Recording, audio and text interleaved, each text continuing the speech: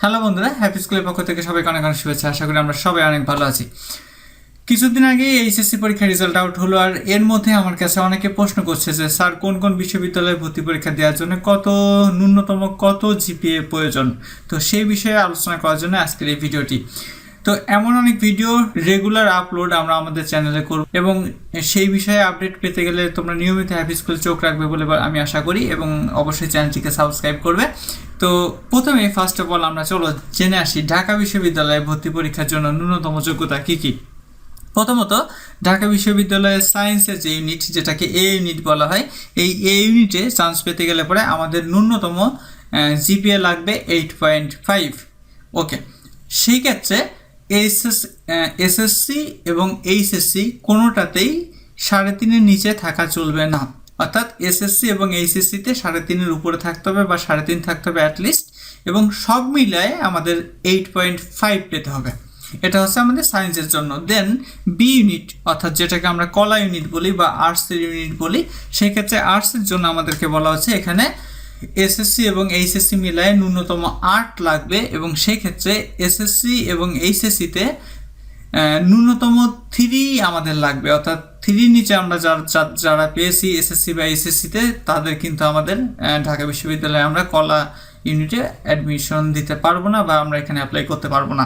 ওকে, এরপরে চলে আসা যাক কমার্সের ইউনিট। তো কমার্সের ইউনিটের ক্ষেত্রে এখানে বলা হচ্ছে যে এসএসসি এবং এইচএসসি মিলায় মোট 8 লাগবে, এবং সেই ক্ষেত্রে আমাদের এখানে এসএসসি এবং এইচএসসিতে ন্যূনতম 3.5 থাকতে হবে, অর্থাৎ 3.5 থাকতে হবে। এ না হলে আমরা কিন্তু কমার্সের ইউনিটটাতে ভর্তি পরীক্ষায় অংশগ্রহণ করতে পারবো না। শোনা যাচ্ছে ডি ইউনিটটা এবছর ঢাকা বিশ্ববিদ্যালয় থেকে তুলে দেওয়ার একটা চিন্তা ভাবনা করা হচ্ছে, তবে এই বিষয়ে চূড়ান্ত এখনো কোনো সিদ্ধান্ত আসেনি। তবে সেই ক্ষেত্রে ডি ইউনিটে যদি ভর্তি পরীক্ষা হয় তাহলে পরে ন্যূনতম আমাদের 8 জিপিএ লাগবে, এবং সেই ক্ষেত্রে এসএসসি এবং এইচএসসিতে কমপক্ষে 3 লাগবে, এবং এটা বিভাগ পরিবর্তনীয় অনুষদ। এছাড়া চারুকলা অনুষদ আছে, সেখানেও আমরা ভর্তি পরীক্ষা দিতে পারবো। সেক্ষেত্রে আমাদের সেখানে হয়তো জিপিএ রিকোয়ারমেন্টটা একটু কম থাকবে, তবে সম্ভবত 8-এর নিচে থাকবে না। ওকে, দেন আমরা চলে আসি রাজশাহী বিশ্ববিদ্যালয়। তো রাজশাহী বিশ্ববিদ্যালয়ে ভর্তি পরীক্ষা দেওয়ার ক্ষেত্রে আমাদের বেশ কিছু সিস্টেমের মধ্য দিয়ে আমাদেরকে কিন্তু এখানে পরীক্ষা দিতে হবে। তো রাজশাহী বিশ্ববিদ্যালয়ে প্রথমত যেটা হচ্ছে ইউনিট ভিত্তিক যে পরীক্ষা, সেই ইউনিট ভিত্তিক পরীক্ষার মধ্যে আমাদের এ ইউনিট, যেটা বেসিক্যালি মানবিক বা কলা ইউনিট বলা হয়, এই এ ইউনিটে আমাদের ভর্তি পরীক্ষায় অ্যাপ্লিকেশন করার জন্য ন্যূনতম যোগ্যতা লাগবে হচ্ছে 7। তবে এসএসসি এবং এইচএসসিতে 3-এর কম থাকলে চলবে না। তবে এখানে একটা কথা আছে যে আমার এসএসসি এবং এইচএসসিতে 7 থাকলো বা এসএসসি বা এইচএসসিতে 3-এর বেশি আছে, সেক্ষেত্রে আমি অ্যাপ্লাই করলাম এবং আমি রাজশাহী বিশ্ববিদ্যালয়ের এ ইউনিট বা কলা ইউনিটে ভর্তি পরীক্ষা অ্যাপ্লাই করলাম এবং আমি ভর্তি পরীক্ষা যে দিতেই পারবো এমন কিন্তু কোনো নিশ্চয়তা নাই। কেননা যারা অ্যাপ্লাই করবে তাদের মধ্য থেকে প্রথম থেকে মানে জিপিএর উপর ভিত্তি করে 45,000 স্টুডেন্টকে সিলেক্ট করে এখানে ভর্তি পরীক্ষা দেওয়ার সুযোগ দেওয়া হবে। তো সেই ক্ষেত্রে প্রথম জিপিএর উপর ভিত্তি করে প্রথম যে 45,000 পাওয়া যাবে টোটাল অ্যাপ্লিকেন্টের মধ্যে, তারাই কিন্তু বেসিক্যালি এখানে ভর্তি পরীক্ষা দিতে পারবে। দেন চলে আসা যাক আমাদের বি ইউনিট, যেটা কমার্সের ইউনিট হিসেবে পরিচিত। তো এই বি ইউনিটে আমাদের ভর্তি পরীক্ষা দিতে গেলে পরে ন্যূনতম কিন্তু আমাদের লাগবে হচ্ছে 7.5। ওকে, তবে সেক্ষেত্রে আমাদের এখানে নন কমার্স যারা আছে তারাও কিন্তু এখানে ভর্তি পরীক্ষা দিতে পারবে, কোনো অসুবিধা নেই। তবে সেক্ষেত্রে এখানে হচ্ছে আমাদের 7.5 লাগবে আমরা যারা কমার্স থেকে অংশগ্রহণ করব, এবং সেই ক্ষেত্রে এসএসসি এবং এইচএসসি দিয়ে ন্যূনতম জিপিএ লাগবে হচ্ছে 7.5, তাহলে আমরা অ্যাপ্লাই করতে পারবো। তার পরবর্তীতে আমরা ভর্তি পরীক্ষা দিতে পারবো কিনা সেটা হচ্ছে জিপিএর উপর ভিত্তি করে আমাদেরকে পরবর্তীতে জানিয়ে দেওয়া হবে।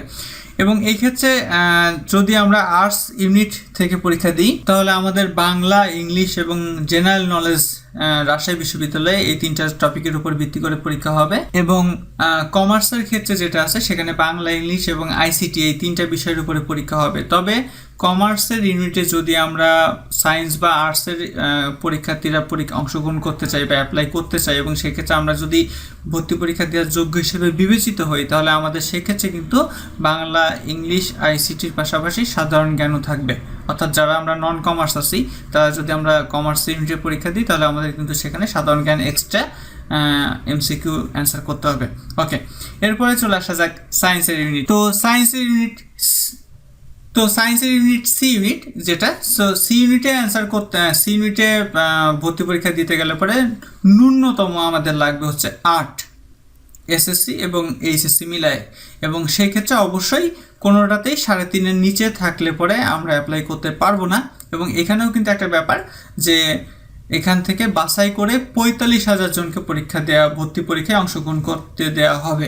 তো সেই ক্ষেত্রে অবশ্যই ঢাকা বিশ্ববিদ্যালয় বা রাজশাহী বিশ্ববিদ্যালয়, এই বিশ্ববিদ্যালয়গুলোর দিকে আমাদের টার্গেট একটু বেশি থাকে। সুতরাং সাধারণত যাদের জিপিএটা নর্মালি আমি মনে করি যে 10 AA+ নেই বা AA+-এর কাছাকাছি থাকলে তারা রাজশাহী বিশ্ববিদ্যালয়ের জন্য প্রস্তুতি নিতে পারো। তবে যারা মোটামুটি 8 বা 8.5 এরকম আছে, তাদের জন্য কিন্তু টিকাটা এখানে টু মাচ ডিফিকাল্ট হবে, কারণ A+ পেয়েছে যেখানে প্রায় 1 লাখ প্রায় 70,000-এর উপরে, সেখানে বলাই যায় যে 45,000-কে সিলেক্ট করলে সবাই কিন্তু A+ যারা পেয়েছে তারাই কিন্তু সিলেক্টেড হবে। সেক্ষেত্রে যাদের জিপিএ A+-এর নিচে আছে, তাদের রাজশাহী বিশ্ববিদ্যালয়ে সায়েন্সের ইউনিটে বিশেষ করে ভর্তি পরীক্ষা দেওয়ার যোগ্যতা হয়তো আমরা করতে পারবো, কিন্তু পরীক্ষা দিতে পারবো কিনা সে ব্যাপারে কিন্তু যথেষ্ট সন্দেহ আছে। আশা করছি আমরা রাজশাহী বিশ্ববিদ্যালয় সম্পর্কে বিস্তারিত বুঝতে পেরেছি। দেন জাহাঙ্গীরনগর ইউনিভার্সিটিতে এখানে কলা বিভাগ থেকে পরীক্ষা দিতে গেলে পরে আমাদের 7 লাগবে এসএসসি এবং এইচএসসি মিলায়ে, এবং কমার্স থেকে আমাদের পরীক্ষা দিতে গেলে পরে আমাদের লাগবে 8, এবং সায়েন্স থেকে পরীক্ষা দিতে গেলে আমাদের ইন টোটাল লাগবে 8.5। এবং সেক্ষেত্রে সায়েন্সের ক্ষেত্রে 3.5-এর নিচে কোনোটাতেই থাকলে হবে না, চলবে না। সায়েন্সের ক্ষেত্রে এসএসসি এবং এইচএসসিতে অবশ্যই ন্যূনতম 3.5 আমাদের থাকতে হবে, এবং কমার্সের ক্ষেত্রেও একই কথা, 3.5 ন্যূনতম থাকতে হবে। তবে কলা বিভাগের ক্ষেত্রে ন্যূনতম 3 থাকলেও চলবে। ওকে, এরপর যদি আমরা আসি গুচ্ছ ভর্তি পরীক্ষা, গত বছর থেকে অ্যাকচুয়ালি ক্লুস্টার অ্যাডমিশন টেস্ট বা গুচ্ছ ভর্তি পরীক্ষা এই সিস্টেমটা চালু হয়েছে, যেখানে জগন্নাথ বিশ্ববিদ্যালয়, শাহজালাল বিজ্ঞান ও প্রযুক্তি বিশ্ববিদ্যালয়, ইসলামী বিশ্ববিদ্যালয় সহ বাংলাদেশের প্রায় 21 থেকে 23টা বিশ্ববিদ্যালয় অংশগ্রহণ করেছে। হয়তো এবার কিছু বিশ্ববিদ্যালয় আরও বাড়তে পারে, আবার এমনটা হতে পারে এখান থেকে 2-একটা বিশ্ববিদ্যালয় কিন্তু বের হয়েও যেতে পারে। তো যাই হোক, গুচ্ছ ভর্তি পরীক্ষাটা অবশ্যই হবে, এবং সেক্ষেত্রে গুচ্ছ ভর্তি পরীক্ষায় অংশগ্রহণ করার জন্য আমাদের মানবিক বিভাগ থেকে ন্যূনতম যোগ্যতা লাগবে 7.5, এবং অবশ্যই এসএসসি এবং এইচএসসিতে 3.5-এর নিচে থাকলে আমরা সেখানে অ্যাপ্লাই করতে পারবো না। ওকে, এবং গুচ্ছ ভর্তি পরীক্ষায় মানবিক বিভাগ থেকে আমাদের পরীক্ষায় প্রশ্ন আসবে বাংলায় 35, ইংলিশে 35 এবং আইসিটিতে হচ্ছে 30।